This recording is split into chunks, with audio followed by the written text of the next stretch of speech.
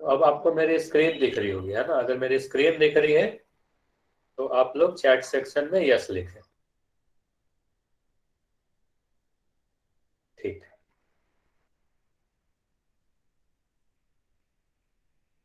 तो ये रहा प्रश्नावली 2.2। तो प्रश्नावली 2.2 का क्वेश्चन नंबर 2 को आप देखें तो ध्यान से सुनेंगे। जिनका भी ये डाउट था या जिनका डाउट नहीं भी था वो भी ध्यान से सुनेंगे। यहाँ पर क्या है, क्वेश्चन पूछा गया कि एक आकृति दे रखी है और इसमें आपको पूछा गया है कि ऊपर दिए गए आकृति से जुड़े कथन सत्य है या असत्य है, यही आपको बताना है।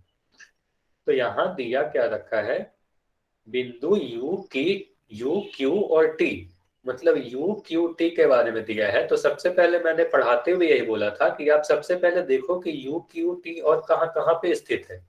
तो सबसे पहले मैं देख रहा हूँ यू यहाँ पर है, क्यू यहाँ पर स्थित है और टी यहाँ स्थित है। अब यू क्यू टी के बारे में देखो कि क्या बोल रहा है इस स्टेटमेंट में, इस कथन में क्या बोल रहा है। तो इस स्टेटमेंट में कहा यू क्यू टी संरेख है। तो अगर संरेख को आप याद करो तो संरेख में मैंने बताया कि ऐसे कुछ बिंदु हैं जो एक ही सीधी लकीर पर हो तो उसे हम क्या कहते थे, संरेख कहते थे। या कुछ बिंदुओं से आप देखो, ट्राई करो कि क्या आप एक ऐसी रेखा खींच सकते हो जो तीनों से गुजर जाए। तो यहाँ पर देखो, आप सभी लोग चैट सेक्शन में लिखकर बताओ, क्या आप यू क्यू टी जहां जहां पर मैंने मार्क किया है, तो क्या आप ऐसी रेखा खींच सकते हो जो तीनों से गुजर जाए? सभी लोग चैट सेक्शन में लिखेंगे। यू क्यू टी से कोई सीधी लकीर आप नहीं खींच सकते हो। तो अगर आप सीधी लकीर नहीं खींच सकते हो तो ये कैसी होगी, ये असंरेख है। जबकि यहाँ क्या लिखा है, यू क्यू टी संरेख है। तो ये स्टेटमेंट कैसी हो गई, ये फॉल्स हो गई, यानी असत्य हो गई। तो आपको क्या लिखना था, असत्य है। ये स्टेटमेंट कैसी है, असत्य है। अगर दूसरी स्टेटमेंट की बात करें तो पी आर टी के बारे में पूछा जा रहा है। तो पी आर टी को अगर आप देखो तो सबसे पहले फिर से आगे पढ़ो ही मत कि क्या लिखा है। आपको क्या देखना है, पी आर टी को खोजना है। पी कहाँ है, तो पी यहाँ पर है, आर यहाँ है और टी यहाँ पर है। अब देखो कि क्या बोल रखा है, पी आर टी असंरेख है। जबकि यहाँ पर आपको दिख सर रहा है ये रिपीट कर दो, तीनों हमने बिंदु। ध्यान से नहीं देखा।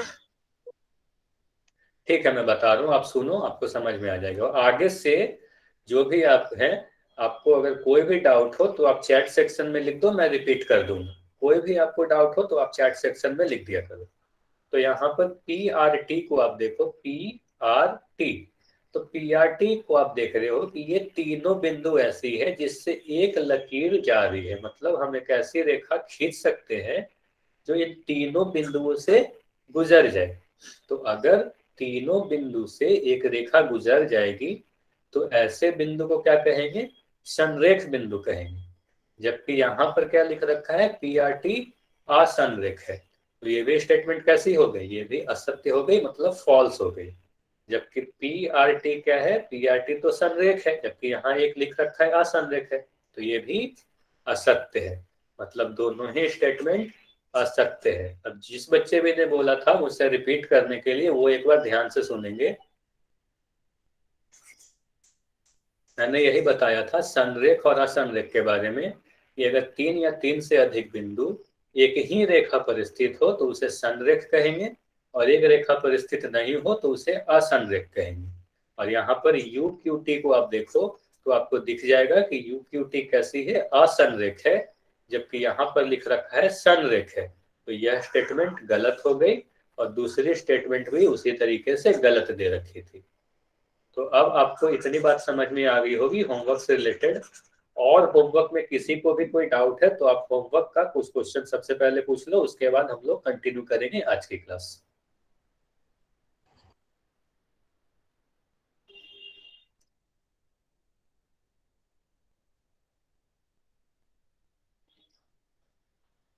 ठीक है, अब आप लोगों को इतनी चीज आ गई होगी। अब मैं क्या करता हूँ, अपनी क्लास को कंटिन्यू करते हैं।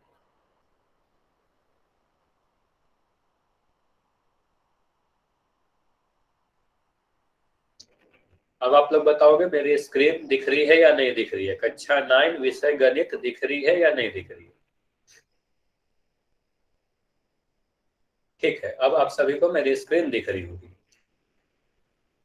तो आप सब सबसे पहले ये नोट कर लो, अगर आप अभी भी कुछ बच्चे ऐसे हैं जिनकी आज ये फर्स्ट क्लास है, तो आप लोग ये ध्यान देंगे कि हमारी जो क्लास चल रही है इस नीव कार्यक्रम के तहत, तो इसमें हमारी कार्यक्रम क्या है, मंगलवार, गुरुवार और शनिवार, सप्ताह में 3 दिन आपकी क्लास लगाई जाएगी। मंगलवार, गुरुवार और शनिवार को शाम में 7 बजे से 8 बजे तक आप सभी को सप्ताह में 3 दिन 7 बजे से 8 बजे तक क्लास रेगुलर रूप से करना है, एक भी क्लास मिस नहीं करना है। अब आप सभी बच्चे, जितने भी बच्चे अभी यहाँ पर है, सभी लोग बताओ कि आप सभी को पोल सेक्शन के बारे में पता है या नहीं पता है। अगर मैं जो भी क्वेश्चन आपसे पूछूंगा तो उसका आंसर आप सभी को पोल में जाकर देना होता है। ठीक है, तो मैं देख पा रहा हूँ आप में जितने भी बच्चे हैं सभी को पोल के बारे में पता है, तो मैं ये पोल वाली चीज डिस्कस नहीं कर रहा हूँ आज। तो आप सभी को पता है कि इस तरीके से पोल का इंटरफेस आता है और आप सभी को पोल सेक्शन में आंसर देना है। शिवम साक्या के नाम से जो बच्चा है, मैं उसे बता दूं, आपको शायद पोल के बारे में नहीं पता है, तो आप क्या कर दो, सबसे पहले ध्यान से सुनो, जब भी मैं क्वेश्चन पूछूंगा आपसे कोई भी, तो उसका आंसर आप लोग को चैट सेक्शन में नहीं देना है। कमेंट में कोई भी बच्चा आंसर नहीं देगा, अपने आप को म्यूट करके, अपने आप को अनम्यूट करके नहीं बोलेगा। आपको क्या करना है, क्लास के दौरान जो स्क्रीन दिख रही होगी वो कुछ इस तरीके की इंटरफेस दिखेगी जहां पर मैं 1 नंबर लिख रहा हूँ।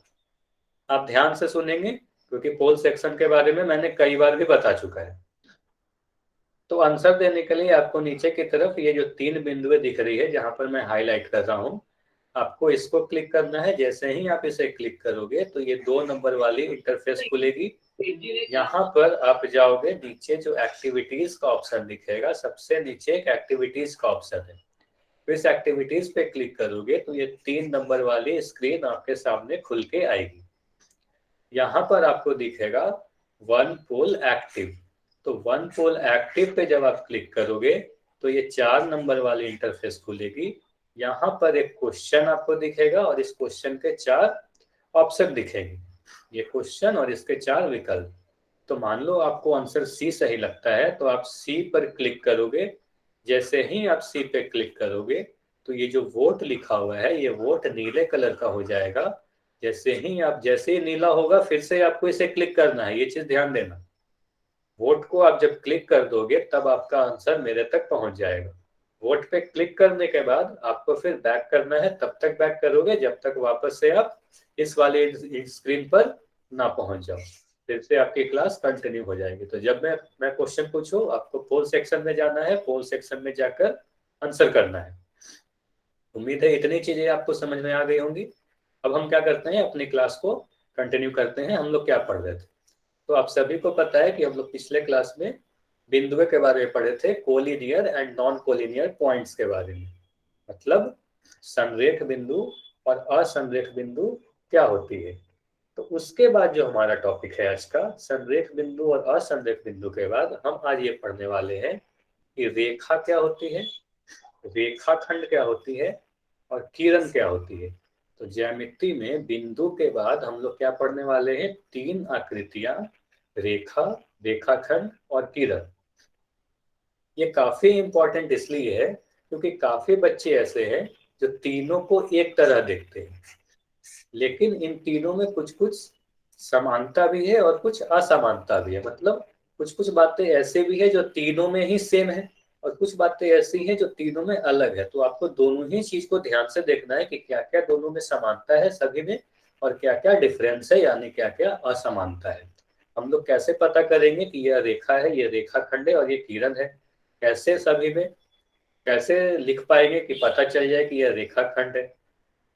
तो सबसे पहली आकृति हमारे पास है रेखा। पहले रेखा पढ़ेंगे, फिर रेखाखंड, उसके बाद किरण। तो रेखा क्या होती है, यानी लाइन क्या होती है। रेखा को इंग्लिश में क्या कहते हैं, लाइन।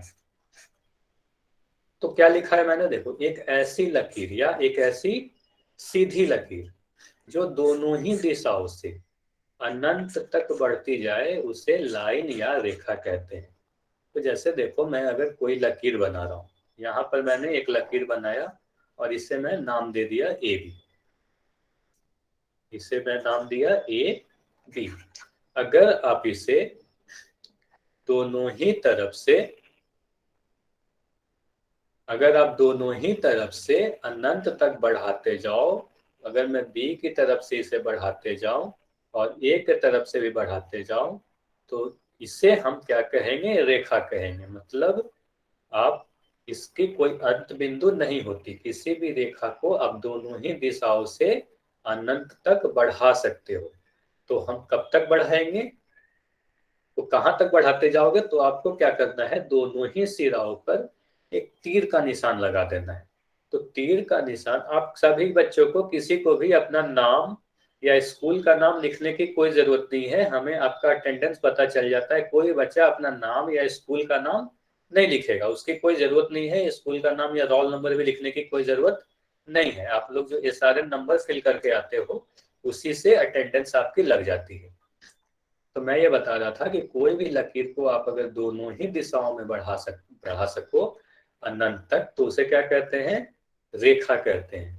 तो रेखा को दर्शाने के लिए हम लोग क्या करते हैं? दोनों ही दिशाओं में तीर का निशान लगाते हैं। तो ये तीर का निशान से आपको क्या पता चलेगा कि हम इसे दोनों ही डायरेक्शन में, दोनों ही दिशाओं में अनंत तक बढ़ा सकते हैं। अब ध्यान से सुनना। अब अगर मैं ये कह रहा हूं कि दोनों ही दिशाओं में आप अनंत तक बढ़ा सकते हो, तो इसकी अंत बिंदु क्या होगी? तो किसी भी रेखा में कोई भी अंत बिंदु नहीं होती है। मतलब आप इसे जितना चाहो उतना बढ़ा सकते हो, तो इसकी कोई अंत बिंदु नहीं होगी। सभी बच्चे अपने कॉपी में इस चीज को नोट कर ले कि रेखा में अंत बिंदु नहीं होती। रेखा में अंत बिंदु नहीं होती। ठीक है। रेखा की अगर लंबाई की बात करें, यानी लाइन की अगर लंबाई की बात करें, तो रेखा की निश्चित लंबाई भी नहीं होती। क्यों? क्योंकि यहाँ पर मैंने साफ लिख दिया कि इसे आप अनंत तक बढ़ा सकते हो, ये बढ़ती ही जाती है। तो जो चीज हमेशा बढ़ती ही जा रही है, तो इसकी कोई निश्चित लंबाई तो होगी नहीं। आप अगर इसे मापोगे फिर ये बढ़ जाएगी।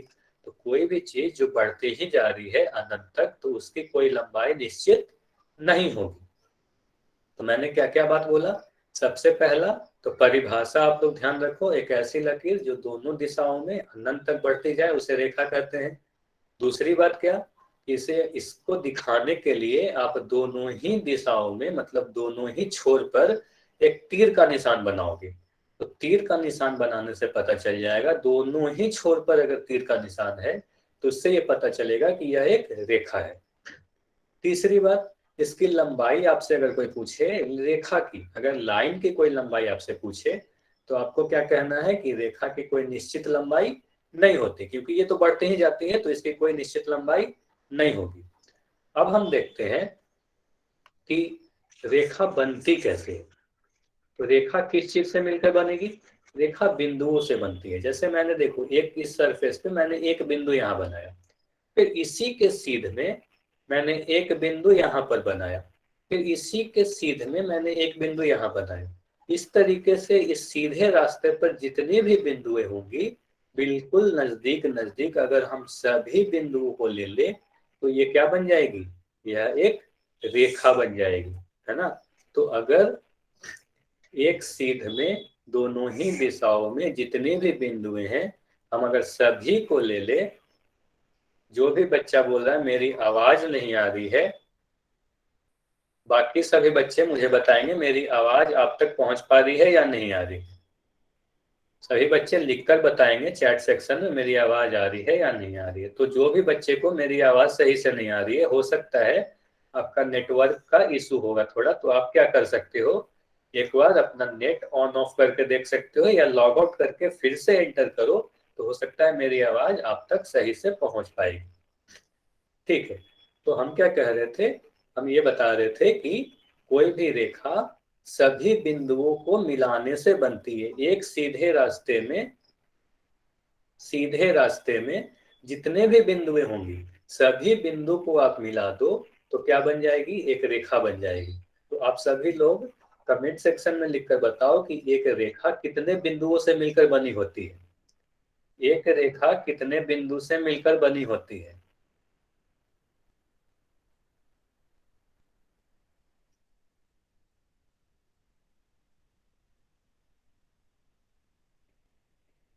ठीक है, इनफाइनाइट।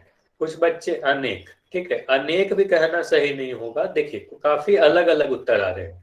कुछ बच्चों ने कहा एक बिंदु से मिलकर बनी होती है। तो अगर मैं सिर्फ एक बिंदु, मान लो यहाँ पर जैसे आपको दिख रहा होगा मैंने एक बिंदु यहाँ पर पी बनाया, तो इसे तो आप बिंदु बोलोगे, इसे आप रेखा नहीं बोल सकते, इसे आप पॉइंट बोलोगे।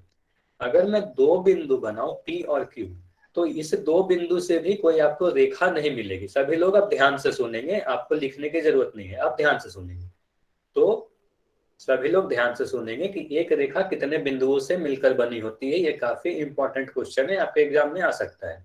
तो अगर मैं सिर्फ एक बिंदु बनाऊं, तो इसे आप क्या कहोगे, बिंदु कहोगे, इसे रेखा नहीं कहोगे। अगर मैं दो बिंदु बनाऊं पी क्यू, तो इसे भी आप क्या कहोगे, ये दो बिंदुएं हैं, यहां भी हमें कोई रेखा प्राप्त नहीं हो रही। तो हमें क्या कहना होगा कि जितने भी सीध में जितने भी बिंदु हैं, तो किसी कोई भी रेखा असंख्य यानी इनफाइनाइट अनगिनत बिंदुओं से मिलकर बनी होती है। मैंने क्या कहा, जितने भी बिंदु एक सीधे रास्ते पे है, तो एक सीधे रास्ते पे अनंत तक कितने बिंदुएं होंगी, तो अनगिनत बिंदुएं होंगी। तो कोई भी रेखा अनंत यानी अनगिनत बिंदु से मिलकर बनी होती है।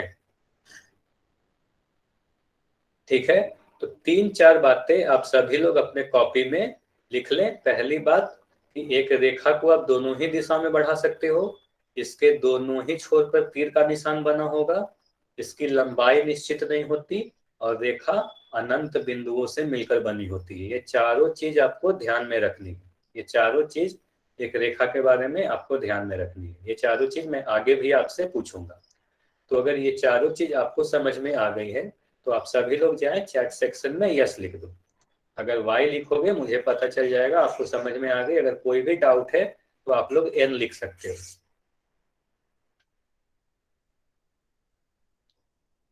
ठीक है, तो आपको रेखा के बारे में अगर सभी चीज समझ में आ गई है, तो हम अपना अगला टॉपिक देखते हैं। हमें आगे क्या पढ़ना है। अब हमें पढ़ना है रेखा खंड के बारे में।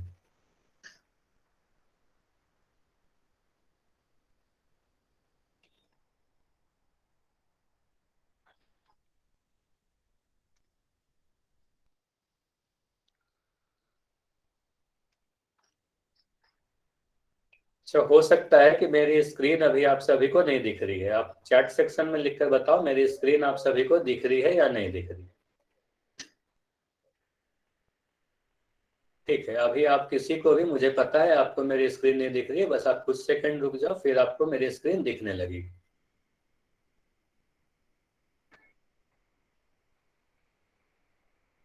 अब आप सभी को मेरी स्क्रीन दिख रही होगी।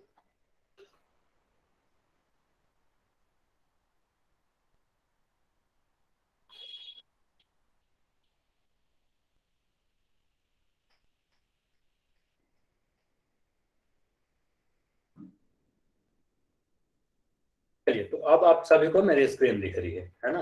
तो अब हम देखते हैं रेखा के बारे में और क्या क्या चीजें हमें पढ़नी थी। तो मैंने ये चीज आपको बता दिया कि रेखा की कोई निश्चित लंबाई नहीं होती। आप लोग में से जितने बच्चे हो सके तो आप लोग इसका स्क्रीनशॉट भी ले लो। एक रेखा की कोई निश्चित लंबाई नहीं होती, और रेखा असंख्य बिंदुओं से मिलकर बनी होती है। तो रेखा के बारे में ये सारी चीजें आपको ध्यान रखनी है। आप लोग स्क्रीनशॉट इसका ले सकते हो। तो अब हम लोग क्या करते हैं, रेखा खंड के बारे में देखते हैं। हम अगला टॉपिक क्या है, लाइन सेगमेंट यानी रेखा खंड। ठीक है, तो रेखा खंड क्या होती है। तो यह एक रेखा का ही भाग है। रेखा का वह भाग जिसके दो अंत बिंदु हो उसे रेखा खंड कहते हैं। तो रेखा जैसे मैंने अगर बनाया, एक रेखा अगर मैं बनाऊं, तो इसे हम क्या कहेंगे, एक रेखा कहेंगे। अब मैं क्यों कह रहा हूं कि यह एक रेखा है, क्योंकि इसके दोनों ही छोर पर तीर का निशान बना हुआ है। तो अगर मैं इसके एक टुकड़े की बात करूं, क्योंकि यह तो अनंत तक बढ़ सकती है, इनफाइनाइट तक बढ़ सकती है, तो आप अगर रेखा खंड वर्ड को भी देखो, इस शब्द को, तो आपको क्या मिलता है, रेखा और खंड यानी रेखा का एक टुकड़ा, लाइन का एक टुकड़ा। तो इसके में अगर मैं दो बिंदु की बात करूं P और Q, तो अगर मैं सिर्फ इस पार्ट की बात करूं, तो इस वाले पार्ट को, रेखा के एक टुकड़े को हम क्या कहेंगे, रेखा खंड यानी लाइन सेगमेंट। इसे क्या कहेंगे, लाइन सेगमेंट। इसमें क्या होती है, इसमें दो अंत बिंदुएं होती है। किसी भी दो फिक्स पॉइंट को मिलाने वाली सीधी लकीर को रेखा खंड कहते हैं। तो आप सभी लोग ध्यान देंगे, एक रेखा का वह भाग जिसके दो अंत बिंदु हो उसे हम क्या कहेंगे, रेखा खंड कहेंगे। तो आप सभी को रेखा खंड के बारे में क्या क्या बातें याद रखनी है। रेखा खंड के किसी भी छोर पर तीर का निशान नहीं बना रहेगा। तीर का निशान नहीं बना है इसका मतलब क्या हुआ, आप इसे बढ़ा नहीं सकते, आप इसे कभी भी बढ़ा नहीं सकते। और जब इसको आप बढ़ा नहीं सकते तो इसकी लंबाई क्या होगी, निश्चित होगी। आप इसे मेजर कर सकते हो, माप सकते हो। मैं जो जो भी बातें बोल रहा हूँ वो सभी लोग आप लिख भी सकते हो, मैं धीरे धीरे ही बोलूंगा। रेखा का वह भाग, ये तो डेफिनेशन हुआ। दूसरी बात मैंने क्या बोला, इसकी लंबाई निश्चित होती है। आप सभी लोग लिख ले, रेखाखंड की लंबाई निश्चित होती है। रेखाखंड की लंबाई निश्चित होती है। इसमें दो अंत बिंदु होते हैं। दोबारा रिपीट करना प्लीज। ठीक है, मैं रिपीट कर दे रहा हूँ। ये रेखाखंड क्या होती है, रेखा की एक टुकड़ा होती है। मतलब किसी भी रेखा पर अगर हम दो बिंदु ले और उसका एक भाग ले ले तो उस भाग को क्या कहते हैं, रेखाखंड कहते हैं। इसके किसी भी छोर पर तीर का निशान बना हुआ नहीं रहेगा। और तीर का निशान जब भी नहीं बना हुआ रहेगा तो इसका मतलब आपको ये समझना है कि आप इसे बढ़ा नहीं सकते। और कोई भी चीज को आप अगर बढ़ा नहीं सकते इसका मतलब इसकी लंबाई निश्चित है। जैसे कि अगर मैं दिखाऊं तो यहाँ पर आपको मेरी पेन दिख रही होगी, तो ये पेन को आप बढ़ा सकते हो क्या, खींच के आप बढ़ा नहीं सकते। तो इसे आप बढ़ा नहीं सकते तो इसकी लंबाई निश्चित है। तो इसे हम क्या कर सकते हैं, एक रेखाखंड की तरह देख सकते हैं कि यह क्या है, एक रेखाखंड है यानी लाइन सेगमेंट है। इसे आप लाइन नहीं बोल सकते। लाइन क्यों नहीं बोल सकते, क्योंकि आप इसे अनंत तक बढ़ा नहीं सकते। तो इसे हम बढ़ा नहीं सकते, इसलिए हम इसे क्या कहेंगे, रेखाखंड कहेंगे, लाइन सेगमेंट कहेंगे। इसकी लंबाई निश्चित होगी। ठीक है, तो इसकी लंबाई क्या होगी, निश्चित होगी। इसके किसी भी छोर पर तीर का निशान नहीं बना होगा और इसे आप माप सकते हो। तो इतनी बातें आप सभी को अगर समझ में आ गई है तो आप लोग क्या करो, चैट सेक्शन में जाओ और यस लिख दो, वाई लिखो। और कोई भी डाउट है तो डाउट भी आप लोग लिख सकते हो। तो आप लोग ये बताओ, सभी लोग चैट सेक्शन में अब ये लिखकर बताएंगे कि आप रेखा खंड से मिलता जुलता चीज अपने दैनिक जीवन में अपने आसपास क्या देखते हो। अपने आसपास रेखाखंड से मिलती जुलती चीज जो देखते हो वो बताओ। Pencil, very good. पेंसिल क्या है, एक रेखाखंड है। पेन भी एक रेखाखंड है। क्यों, क्योंकि इसके दो अंत बिंदु है। जैसे मैं अपना पेन अगर दिखाऊं तो इसमें आप कह सकते हो एक ये और एक ये दोनों क्या है, अंत बिंदु है। इसे आप बढ़ा नहीं सकते। तो जब बढ़ा नहीं सकते तो ये दोनों क्या कहेंगे, अंत बिंदु। यहाँ पर ये दोनों अंत हो जा रही है तो इसे क्या कहेंगे, एक रेखाखंड कहेंगे। इसे आप बढ़ा नहीं सकते। तो पेन, पेंसिल, ये सभी चीज एक रेखा खंड के तरह है। तो जैसा कि आपको अभी इमेज में भी दिख रहा होगा, मैंने यहाँ पर एक पेंसिल बना रखी है। पेंसिल क्यों बनाए, क्योंकि यह एक रेखा खंड है। ब्लैक बोर्ड, कुछ बच्चे बोल रहे हैं ब्लैक बोर्ड, ब्लैक बोर्ड कैसे रेखा खंड होगी, उसमें तो लंबाई और चौड़ाई होगी, है ना। तो वह एक आयत। अब ब्लैक बोर्ड के बारे में हम लोग और डिटेल में बाद में पढ़ेंगे। वह एक समतल या एक पृष्ठ है। चौक, बिल्कुल, चौक को हम कह सकते हैं कि चौक क्या है, एक रेखा खंड है, क्योंकि उसकी एक लंबाई फिक्स है। ब्लैक बोर्ड नहीं होगा, ठीक है। ब्लैक बोर्ड को हम रेखाखंड नहीं कह सकते। तो इतनी बातें अगर रेखा और रेखाखंड आप सभी को समझ में आ गई तो अब हम अपना अगला टॉपिक देखते हैं, किरण। तो किरण किसे कहेंगे, तो यह भी एक रेखा है। तो जैसे सबसे पहले मैंने बताया, आप यहाँ पर ध्यान से देखना, अगर इस तरीके से मैं बनाऊं जिसके दोनों ही सिरे पर तीर का निशान हो तो इसे हम क्या कहें, रेखा कहें। अगर मैं इस तरीके से बनाऊं तो इसे हम क्या कहेंगे, रेखा खंड कहेंगे, है ना। क्योंकि इसकी किसी भी छोर पर तीर का निशान नहीं बना हुआ है। तो इसके किसी भी छोर पर तीर का निशान नहीं बना हुआ है तो इसे हम क्या कह रहे हैं, रेखा खंड कह रहे हैं। और अगर मैं इस तरीके से बनाऊं कोई लकीर जिसके सिर्फ एक ही छोर पर तीर का निशान बना हो, ये चीज ध्यान देना, अगर कोई ऐसी लकीर हो जिसके सिर्फ एक ही छोर पर तीर का निशान बना हो तो इसका मतलब वह क्या है, एक किरण है। अब तीर का निशान का मतलब समझो कि तीर का निशान क्यों बना हुआ है। तो तीर का निशान जब भी बना हुआ है तो तीर का निशान का मतलब ये होता है कि आप उस दिशा में उसे बढ़ा सकते हो। जैसे अगर मैं रेखा की बात करूं तो रेखा में आप दोनों ही दिशा से उसे बढ़ा सकते हो। रेखा खंड में तीर का निशान नहीं है तो आप किसी भी दिशा में नहीं बढ़ा सकते हो। और किरण में एक तरफ मैंने बोला, एक छोर पर तीर का निशान है, तो इसका मतलब आप एक दिशा में इससे बढ़ा सकते हो अनंत तक। आपको जितना मन चाहे उतना बढ़ा सकते हो एक दिशा में। तो मैं क्या कर सकता हूं, अगर कोई ऐसी लकीर जो एक दिशा में अनंत तक बढ़ती जाए तो उसे क्या कहेंगे, किरण कहेंगे। तो कोई ऐसी लकीर जो एक दिशा में बढ़ेगी तो उसे हम किरण कहेंगे। तो एक दिशा में बढ़ेगी तो इसमें एक छोर पर तीर का निशान होगा। ठीक है, तो इसके एक छोर पर तीर का निशान होगा और एक अंत बिंदु होगी। जैसे अगर यहाँ पर इस वाली इमेज की आप बात करो, इसको अगर मैं नाम दूं P और Q, तो आपको ये दिख रहा होगा,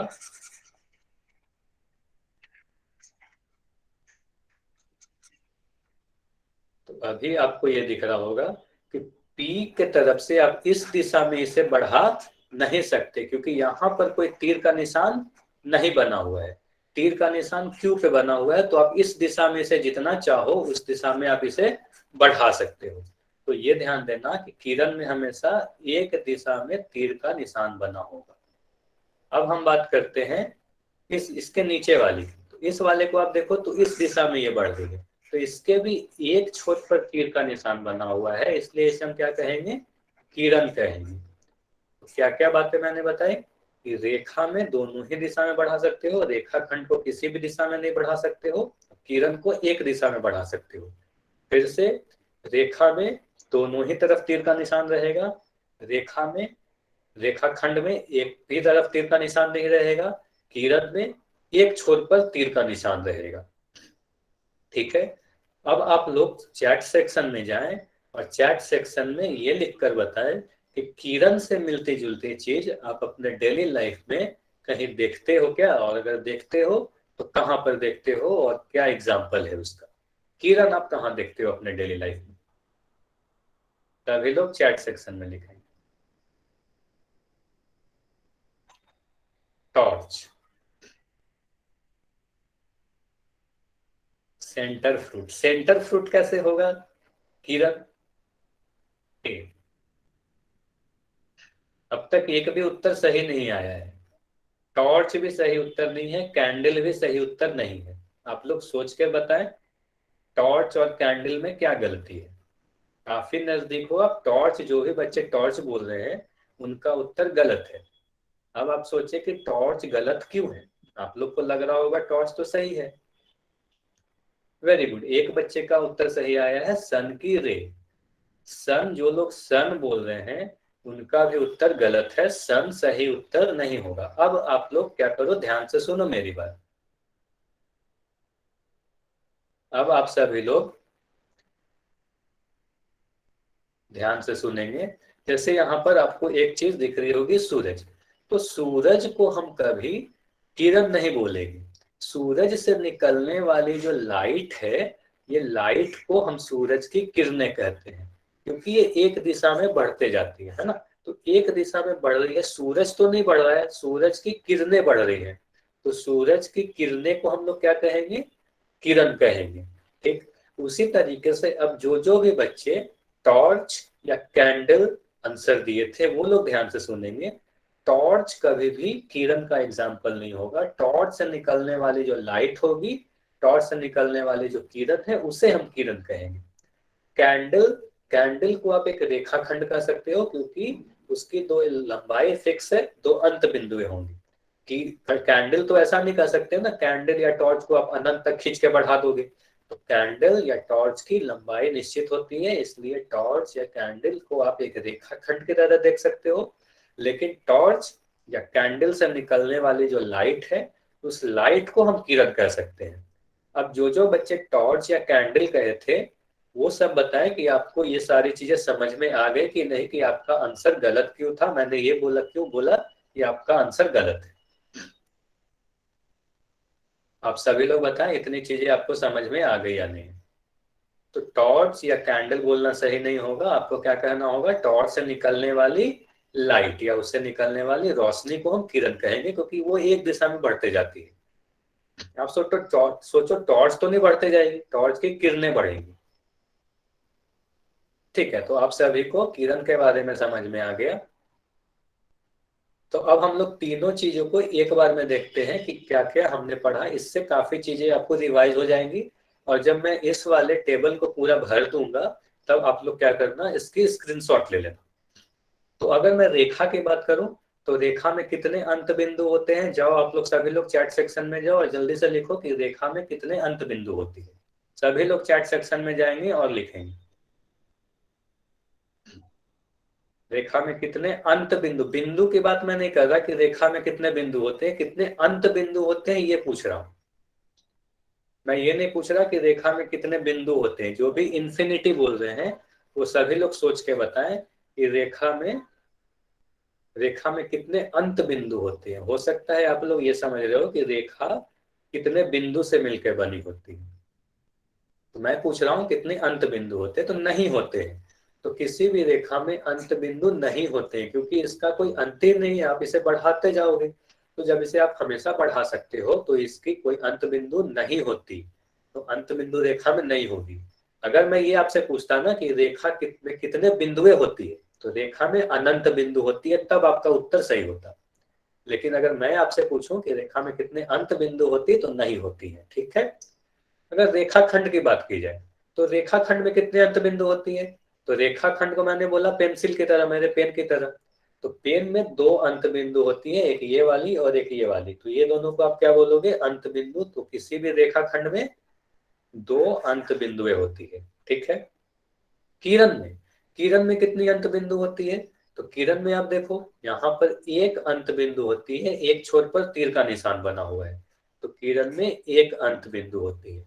तो जब भी आपको अंत बिंदु से पूछा जाए तो आप उसका फिगर याद करना और देखना कि उसके छोर पर तीर का निशान कितना बना हुआ है। तो अगर रेखा में देखो दोनों ही छोर पर तीर का निशान बना हुआ है तो इसमें अंत बिंदु नहीं होगी। रेखाखंड में दोनों छोर पर, किसी भी छोर पर तीर नहीं बना हुआ है तो दो अंत बिंदु है। और किरण में देखो तो यहाँ पर तीर का निशान नहीं बना हुआ है, तो इसलिए एक अंत बिंदु, इधर से वो बढ़ते जाएगी। ठीक है। तो अंत बिंदु के बारे में आप सभी को समझ में आ गया। अब हम देखते हैं लंबाई के बारे में। तो लंबाई के बारे में क्या बात की जा सकती है? तो रेखा की लंबाई क्या होती है? तो रेखा में मैंने बताया आपको लाइन के बारे में कि इसकी कोई लंबाई निश्चित नहीं होती है। मतलब आप इसे, जब कोई भी चीज जिसको आप बढ़ाते ही जाओगे तो उसकी कोई लंबाई ही निश्चित नहीं होगी, हमेशा वो बढ़ते जाएगा। तो इसकी लंबाई क्या होती है? अनिश्चित होती है। इसकी लंबाई अनिश्चित होती है, आप इसे माप नहीं सकते, क्योंकि ये अनंत तक बढ़ती जाती है। No definite length. Very good. तो जो भी बच्चे आंसर दे रहे हैं बहुत अच्छे, उन लोगों को समझ में आ रही है, अनिश्चित होती है, इसकी कोई लंबाई निश्चित नहीं होती।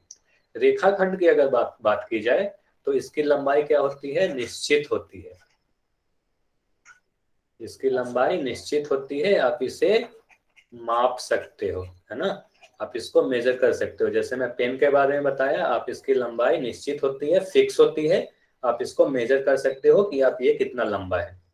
अगर किरण की बात करें तो किरण की भी लंबाई क्या होगी? आप देखो, मैंने बताया कि इसके एक छोर पर तीर का निशान है, तो तीर का निशान मतलब वो बढ़ते जाएगी। तो सूरज के किरणों को आप माप सकते हो क्या? या टॉर्च से आप सोचो, टॉर्च से निकलने वाली जो लाइट है उसको आप मेजर कर सकते हो उसकी लंबाई कितनी है। तो उसकी लंबाई आप माप नहीं सकते, तो इसकी भी लंबाई अनिश्चित होती है, एक डायरेक्शन में ये बढ़ते ही जाएगी। तो किरण की क्या होगी? लंबाई निश्चित नहीं होगी। तो इसकी लंबाई क्या होती है? अनिश्चित होती है। और जिस भी चीज की लंबाई अनिश्चित होगी, आपको खुद पता चल जा रहा होगा कि उसको आप माप नहीं सकते। जो चीज अनिश्चित ही नहीं है, जो चीज फिक्स ही नहीं है, उसे आप माप नहीं सकते। तो इतनी बातें आप लंबाई के बारे में समझ गए कि रेखा की लंबाई को आप नहीं माप सकते, सिर्फ से और सिर्फ रेखाखंड की लंबाई को आप माप सकते हो। अगर नाम की बात करें तो सबसे इम्पोर्टेंट चीज यही है, आप सभी लोग ध्यान से देखना कि रेखा, रेखाखंड और किरण को हम किस तरीके से नाम देते हैं, नेमिंग किस तरीके से करते हैं। तो अगर रेखा की बात करें तो अगर मैं यहाँ पर ए और बी लिखूं, अब मैं इसको नाम देने के लिए ए बी लिख दूं, तो आपको पता कैसे चलेगा कि ये जो ए बी लिखा हुआ है ये ए बी रेखा है, रेखाखंड है या किरण है? तो ये बताने के लिए जो जिसकी हम बात कर रहे हैं वह एक रेखा है, तो ए बी के ऊपर आपको इस तरीके से एक लाइन बनाना पड़ेगा और इसके दोनों ही छोर पर तीर का निशान बनाना पड़ेगा। तो ये तीर का निशान से देखकर आपको ये समझ में आएगा कि यह एक रेखा है, यानी यह एक लाइन है। आप इसे ऐसे भी लिख सकते हो बी ए, और इस पे दोनों ही तरफ तीर का निशान बना दो। अब मैं ए बी और बी ए लिख रहा हूं, तो आप सभी लोग ध्यान देना कि आप ए बी लिखो या बी ए लिखो, दोनों ही बातें समान है, दोनों में कुछ भी अंतर नहीं है। आप ए बी भी लिख सकते हो, बी ए भी लिख सकते हो, किसी भी रेखा को आप किसी भी दिशा से आप लिख सकते हो, दोनों ही बातें समान है। अब अगर रेखा खंड की बात की जाए, अब मैं फिर से यहाँ अगर आपको दिख रहा होगा मैंने ए बी लिख रखा है, तो अगर मैं सिर्फ अगर ए बी लिख दूं तो आपको कैसे पता चलेगा कि ये जो ए बी है ये रेखा है या रेखाखंड या किरण है? तो ए बी के ऊपर कोई एक बच्चा ऐसा है जो अपने आप को अनम्यूट रखा है, वो अपने आप को म्यूट रख दे। ठीक है, अपने आप को म्यूट कर ले, तभी पूरे क्लास को मेरी आवाज सुनाई देगी। जो भी बच्चा राम बरन के नाम से है अपने आप को म्यूट रखिए, तभी मेरी आवाज सब तक पहुंच पाएगी।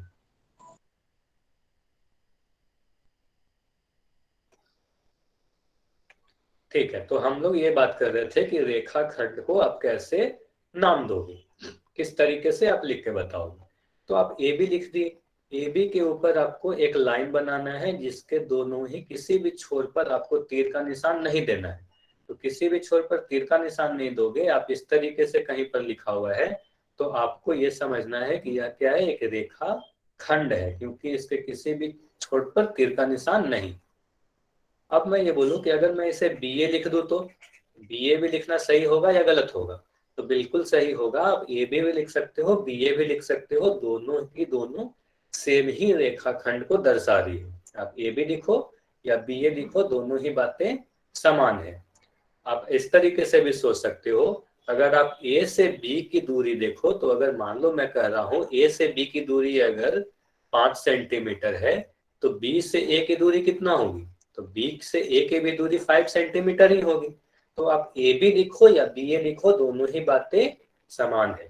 तो आपको क्या करना है, ए बी लिखना है, उसके ऊपर एक लकीर खींचना है और किसी भी छोर पर तीर का निशान नहीं देना है। तो ये क्या हो गई, रेखाखंड को दर्शाएगी। अब किरण को अगर हमको दर्शाना है, अगर मैं इसका नाम दे दूं ए बी, फिर से मैं यहाँ पर ए बी लिख दिया, अब आपको कैसे पता चलेगा कि यह किरण है? तो किरण के लिए आपको क्या करना है, आपके ऊपर यहाँ पर एक लकीर खींचना है और इसके एक छोर पर तीर का निशान देना है। तो यहाँ पर सबसे इंपॉर्टेंट चीज है कि यह तीर का निशान किस तरफ देना है। क्या जिस तरीके से हमने रेखा में ए बी और बी ए लिखा तो ये सही हो गई, यहाँ पर ए बी और बी ए लिखा तो सही हो गई, या हम यहाँ भी ए बी और बी ए लिखें तो सही होगी? तो बिल्कुल नहीं, ये आपकी गलत हो जाएगी। तो किरण में आप सभी लोग ध्यान देना, दिशा बहुत महत्वपूर्ण है। आपको ये देखना है तीर का निशान किधर है। तो तीर का निशान बी पर है, इसका मतलब ए से बी की तरफ बढ़ रही है, तो इसे हम क्या लिखेंगे, ए बी लिखेंगे। अगर यहाँ पर आप देखो, अगर मैं इस तरीके से लिखूं, तो इस वाले की अगर बात की जाए तो ये बी से ए की तरफ है, तो इसका नाम आप क्या दोगे, बी ए दोगे, इस तरीके से। तो आपको ध्यान देना है, किरण में ए बी लिखे या बी ए लिखे, दोनों अलग अलग किरणें होती। तो ये सारी बातें अगर आपको समझ में आ गई, किरण में अगर कोई भी डाउट है तो आप लिख के पूछ सकते हो, और अगर इतनी सारी चीजें आपको समझ में आ गई तो एक बार यस लिख दो। इसमें से जो भी काम की चीज नहीं है वो मैं इरेज कर दे रहा हूँ, उसके बाद आप लोग इसका स्क्रीनशॉट ले लेना।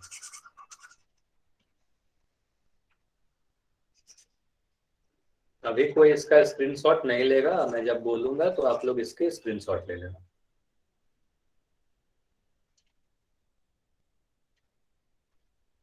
अब आप लोग इसका स्क्रीनशॉट ले सकते हो। इस चीज को आप ध्यान रखना कि रेखा, रेखाखंड और किरणें में आपको क्या क्या चीजें ध्यान रखनी। तो आप एक चीज ये भी देना कि ध्यान देना कि किरण में आप दोनों ही दिशा से आप नहीं लिख सकते, बी ए आप इसे नहीं लिख सकते, ये आपकी गलत हो जाएगी। तो चलिए, ये सारी बातें आप सभी ने लिखा है यस सर, यानी आप सभी को समझ में आ गई। तो अब क्या होगा, अब सर स्क्रीनशॉट लेने के लिए भेजे तो सही। क्या आपने कहा, आप चैट से, आपकी आवाज सही से नहीं पहुंच पाती, इसलिए आप चैट सेक्शन में लिख दे, मैं देख लूंगा आप क्या कहना चाह रहे हो। तो आपको क्या करना है, अभी आपके स्क्रीन पर एक क्वेश्चन दिखेगा। तो आपके स्क्रीन पर जो क्वेश्चन दिखेगा, आप सभी को जाना है पोल सेक्शन में। कोई भी बच्चा, मैं फिर से बोल रहा हूँ, कोई बच्चा कोई भी चैट सेक्शन में आंसर नहीं देगा, और कोई भी अपने आप को अनम्यूट करके भी नहीं बोलेगा कि इसका आंसर ये है। सभी लोग जाएंगे पोल सेक्शन में, पोल सेक्शन में जाकर इसका उत्तर देंगे। तो अभी आपको एक क्वेश्चन दिखेगा, ये आपके सामने ये क्वेश्चन है।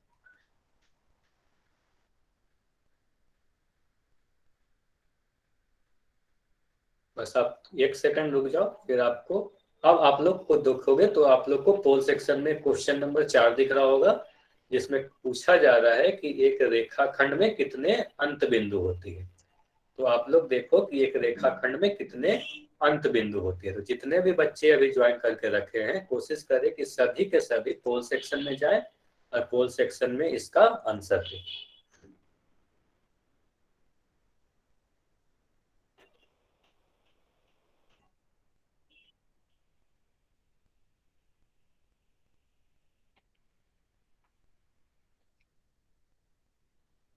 काफी बच्चे ऐसे हैं जो अभी तक इस क्वेश्चन का आंसर नहीं दिए हैं। तो सभी लोग पोल सेक्शन में जाएं, और जो भी बच्चे उत्तर दे दिए बस कुछ देर वेट करें, फिर हम लोग डिस्कस करें। जो भी बच्चे आंसर दे देते हैं, मुझे पता चल जाता है कि आप लोगों ने उत्तर दे दिया है। तो जो भी बच्चे अब तक उत्तर नहीं दिए हैं, आप लोग पोल सेक्शन में जाएं और इस क्वेश्चन का आंसर जरूर दें। आपको जो भी सही लगता हो, सही हो या गलत हो, आपको जो लगता है वो आंसर जरूर दें। फिर मैं इसको एक्सप्लेन करूंगा, फिर आपको समझ में आएगा कि आपने क्या क्या गलतियां की। तो चलिए, अब हम लोग क्या करते हैं, डिस्कस करते हैं इस क्वेश्चन का क्या सही उत्तर है। तो मैंने पूछा एक रेखाखंड में कितने अंत बिंदु होती है। तो आप अगर रेखाखंड को याद करो, तो रेखाखंड में मैंने बताया कि यह एक पेंसिल की तरह होती है ना।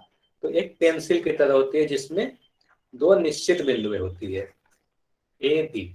इसके किसी भी छोर पर तीर का निशान नहीं बना होगा। मैंने यही बोला कि किसी भी छोर पर तीर का निशान नहीं बना होगा, और छोर का तीर का निशान नहीं बना हुआ है, इसका मतलब वह अंत बिंदु है। तो रेखाखंड को आप एग्जाम्पल से भी समझो, तो मैंने बोला ये मेरा पेन जो दिख रहा है, यह एक रेखाखंड है। तो इसमें देखो कितने अंत बिंदु है, एक ये वाली और एक ये वाली, तो दो अंत बिंदुएं हैं। तो किसी भी रेखाखंड में दो अंत बिंदु होगी। तो इस क्वेश्चन का सही उत्तर क्या होगा, ऑप्शन नंबर बी इस क्वेश्चन का सही उत्तर है। किसी भी रेखाखंड में दो अंत बिंदु होती है। तो ये क्वेश्चन आप सभी को अगर समझ में आ गई है, तो जाओ चैट सेक्शन में और वाई लिखो, और अगर कोई डाउट है तो आप एन लिख सकते हो।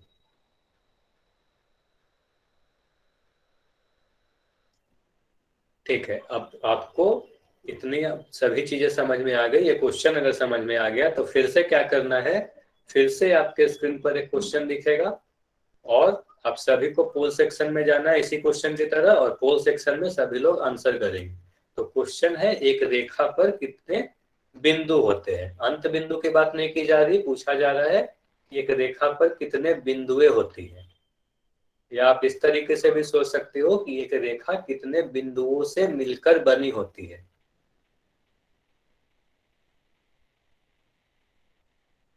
एक रेखा कितने बिंदुओं से मिलकर बनी होती है, या एक रेखा पर कितने अंत बिंदु होते हैं।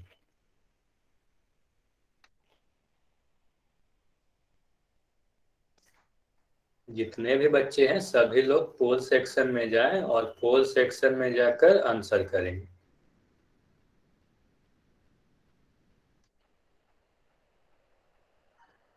अभी भी काफी ठीक है, जो भी बच्चा आंसर कर देता है उसको बोलने की कोई जरूरत नहीं है, वो मैं देख लेता हूँ कि आपने आंसर दे चुका है।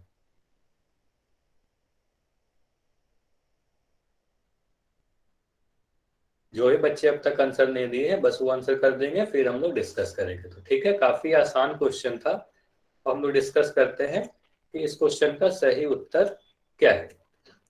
तो एक रेखा पर कितने बिंदु होते हैं। तो जो भी काफी बच्चों के आंसर आए हैं बी और काफी बच्चों के आंसर आए हैं डी।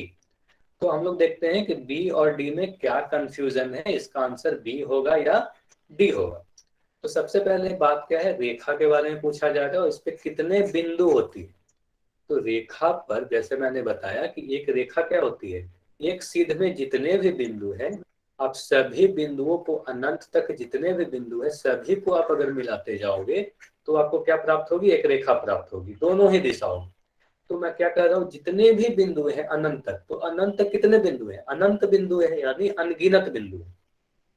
तो कोई भी रेखा अनगिनत बिंदु से मिलकर बनी होती है, अपरिमित रूप से अनेक बिंदु से मिलकर बनी होती है। अगर मैं ये पूछता कि किसी रेखा में, हो सकता है कुछ बच्चे कंफ्यूज हो रहे होंगे अंत बिंदु और अपरिमित रूप से अनेक बिंदु। अगर मैं ये पूछता कि किसी भी रेखा में कितने अंत बिंदु होते हैं, तो आंसर क्या होता, तब आंसर होता एक भी अंत बिंदु नहीं होती है। दो, काफी लोगों के आंसर दो क्यों आए हैं, क्योंकि वो सोच रहे होंगे रेखा खंड की बात की जा रही है और अंत बिंदु की बात की जा रही है। तो आप लोग को ध्यान देना है, तो आप लोग को ध्यान क्या देना है कि पूछा क्या जा रहा था कि एक रेखा पर कितने बिंदु होते हैं, मतलब एक रेखा कितने बिंदु से मिलकर बनी होती है। तो एक रेखा अनंत बिंदु यानी अनगिनत बिंदु से मिलकर बनी होती है। ठीक है, जो भी बच्चे लेट से ज्वाइन किए हैं उनको मैं बता दूं, आज जो हमारा टॉपिक है वो है लाइन, लाइन सेगमेंट और रे यानी रेखा, रेखाखंड और किरण के बारे में हम आज पढ़ रहे हैं। तो इतनी बातें रेखा, ये क्वेश्चन अगर आप सभी को समझ में आ गई है कि रेखा पर कितने बिंदु होती है, जिसका आंसर मैंने डी बोला। किसी को कोई डाउट है तो आप लिखकर मुझसे पूछ सकते हो, और अगर समझ में आ गया तो आप लोग चैट सेक्शन में यस लिख दो। ठीक है, अब क्या होगा, आपको फिर से आपके स्क्रीन पर एक क्वेश्चन दिखने वाला है। तो फिर से आप लोग क्या करोगे, चैट स्क्रीन जाओगे पोल सेक्शन में, पोल सेक्शन में फिर से जाकर इसका आंसर करोगे। कुछ ये क्वेश्चन हम लोग लास्ट क्वेश्चन डिस्कस करते हैं, फिर हम लोग देखेंगे कि आज का हमारा होमवर्क क्या है। तो एक क्वेश्चन और डिस्कस करते हैं कि इन आकृति, जो भी आकृति आपको दी गई है, अभी आपको आपके स्क्रीन पर एक क्वेश्चन दिख रहा होगा, आपको देखना है चारों ऑप्शन को, और चारों ऑप्शन में देखना है कि कौन सी आकृति किरण को रिप्रेजेंट कर रही है, किरण को दर्शा रही है, किरण को पहचानना है आपको। ध्यान से देखें चारों ऑप्शन में कौन सा ऑप्शन ऐसा है जिसमें किरण बना रखी है। आप देखो किरण को पहचानते कैसे हो आप लोग, काफी आसान क्वेश्चन है, ज्यादा समय नहीं लेना है। आप जितने भी बच्चे हैं जल्दी से जाएं और पोल सेक्शन में आंसर कर दें।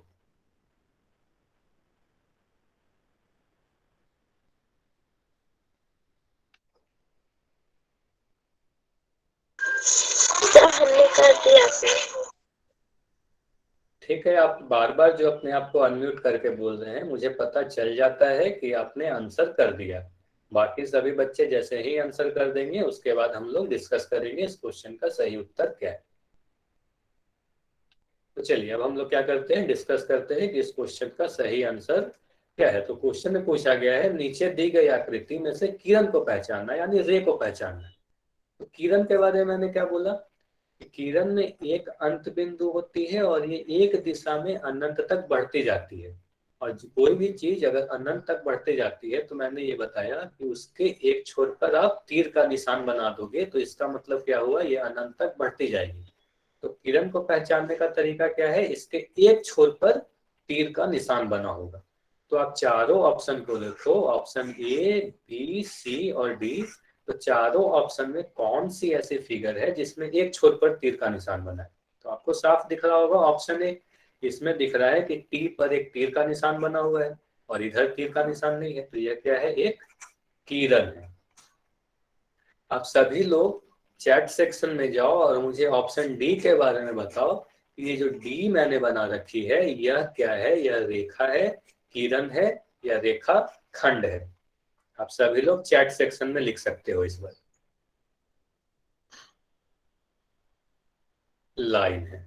तो लाइन क्यों है, क्योंकि इसके दोनों ही छोर पर तीर का निशान बना हुआ है, इसलिए यह एक लाइन है यानी यह एक रेखा है।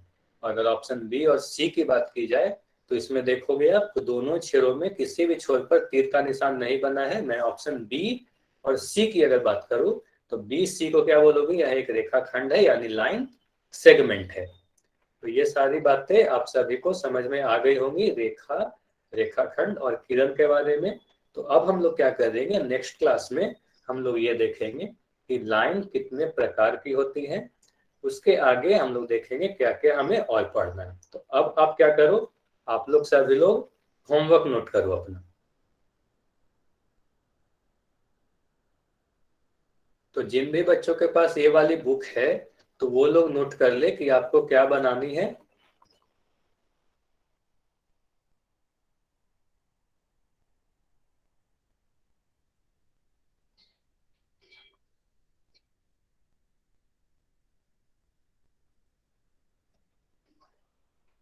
तो आपके पास कंसेप्ट नंबर 3 खोजना, प्रश्नावली 3.1। जिसके पास भी ये बुक है, जिसके पास ये बुक है और जिसके पास भी नहीं है, मैं उन दोनों बच्चों को बोल रहा हूँ जिसके पास ये बुक है। और बहुत बच्चे ऐसे भी होंगे, मुझे पता है कुछ बच्चे ऐसे हैं जिनको अब तक ये बुक नहीं मिली है।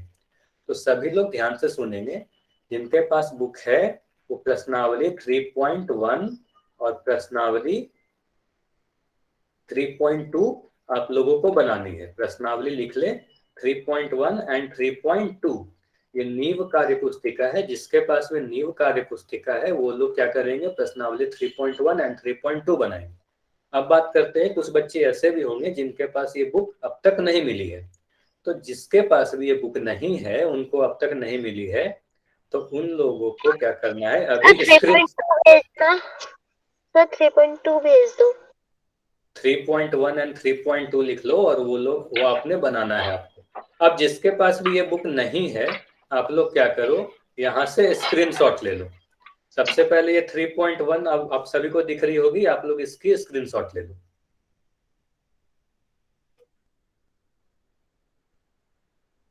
अब जब आप लोग स्क्रीनशॉट ले लोगे तो मुझे बता देना, फिर मैं आगे की दिखाऊंगा स्क्रीन, फिर उसकी आप ले लिया स्क्रीनशॉट सर।